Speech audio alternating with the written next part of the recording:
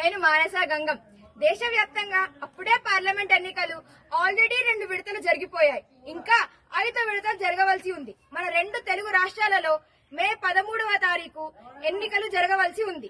ఈ హడావిడిలో చాలా సంవత్సరాల నుండి హిందువులు కోరుతున్న ముఖ్యంగా 3 విషయాలను ఏ హిందూ సంఘాలు కానీ ఈ సమయంలో ప్రస్తావించలేదు. దేశంలోని వివిధ రాష్ట్రాలలో వేరు వేరు పేర్లతో పిలువబడే దేవాలయ ధర్మదయ శాఖను రద్దు చేసి హిందూ దేవాలయాలను హిందువులకే అప్పజెప్పాలి. గతంలో మన దేశాన్ని పాలించిన బ్రిటిషర్లు 1863లో రిలీజియస్ ఎండోమెంట్ యాక్ట్ అనే చట్టాన్ని అమలు చేసి మన దేవాలయాలను ప్రభుత్వ ఆధీనంలోకి తీసుకొని దేవాదాయ సంపదలను దోచుకున్నారు. ఆ దోచుకోవటం దాదాపు 160 సంవత్సరాల క్రింద మొదలై నేటికీ కొనసాగుతున్నది.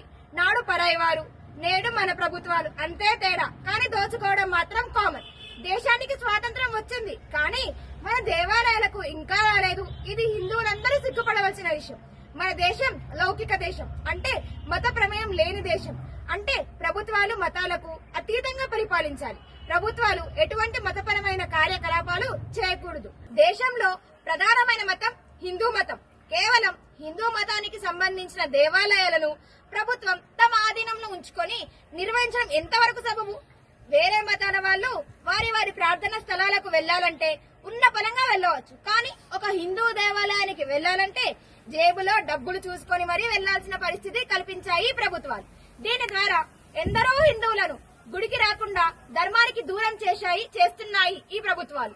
దేవాలయానికి వెళ్లగానే వాహనాన్ని పార్కింగ్ చేయడానికి టికెట్, చెప్పులు ఉంచడానికి టికెట్, ఫోను ఉంచడానికి టికెట్, దేవాలయంలోకి వెళ్లనే లేదు అప్పుడే 3 టికెట్లు, లోనికి ప్రవేశించాక అభిషేకం, హారతి, అర్చన, కళ్యాణం, కొబ్బరికాయ కొట్టడానికి, స్వామివారికి నైవేద్యం నివేదించడానికి అన్నిటికీ టికెట్.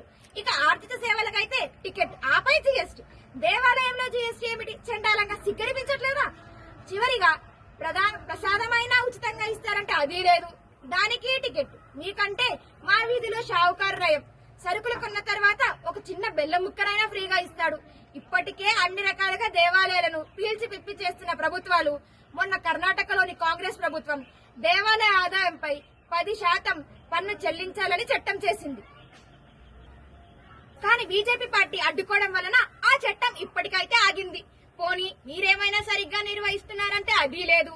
దొంగ టికెట్లు ముద్రించడం, స్వామివారి సేవలో వినియోగించమని ఇచ్చిన భూములను నామమాత్ర ధరకు కౌలుకివ్వడం, దేవాలయ భూములను డబ్బులను ప్రభుత్వ అవసరాలకు వాడటం, అన్య మతస్థులను, హిందూ ధర్మంపై విశ్వాసం లేని వారిని ఉద్యోగులుగా నియమించడం, వచ్చిన భక్తులపై దురుసుగా ప్రవర్తించడం, చేయి చేసుకోవడం, ఇంకా చాలా అక్రమాలు జరుగుతున్నాయి. ఇక 2వ విషయం, గోవును జాతీయ జంతువుగా ప్రకటించాలి. అప్పుడే గోహత్యలు ఆపబడతాయి. అలాగే దేశంలోని ప్రతి గ్రామంలో, పట్టణంలో గోశాల నిర్వహించడానికి గోవుల మేత కొరకు గ్రామానికి 5 ఎకరాలు, పట్టణాలకు 25 ఎకరాలు స్థలం కేటాయించాలి. ఇంకా 3వది, గత ప్రభుత్వాలు హిందువులకు వ్యతిరేకంగా తీసుకువచ్చిన రాజ్యాంగంలో మధ్యలో చేర్చిన చట్టాలన్నిటినీ రద్దు చేయాలి.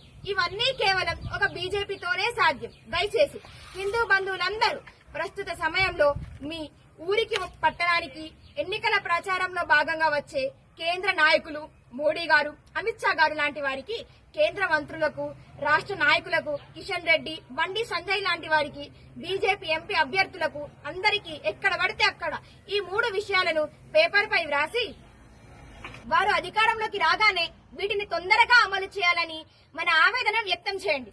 దయచేసి హిందూ బంధువులందరూ వీలైనంత ఎక్కువగా ఈ వీడియోని షేర్ చేసి బీజేపీ పార్టీకి ఓటు వేసి మన హక్కులను సాధించుకుందాం. ఇది ఒక్క బీజేపీ పార్టీతోనే సాధ్యం. అబ్కి బార్ 400 బార్ మోడీ సర్కార్. భారత్ మాతా కి జై. భారతీయ జనతా పార్టీ కి జై.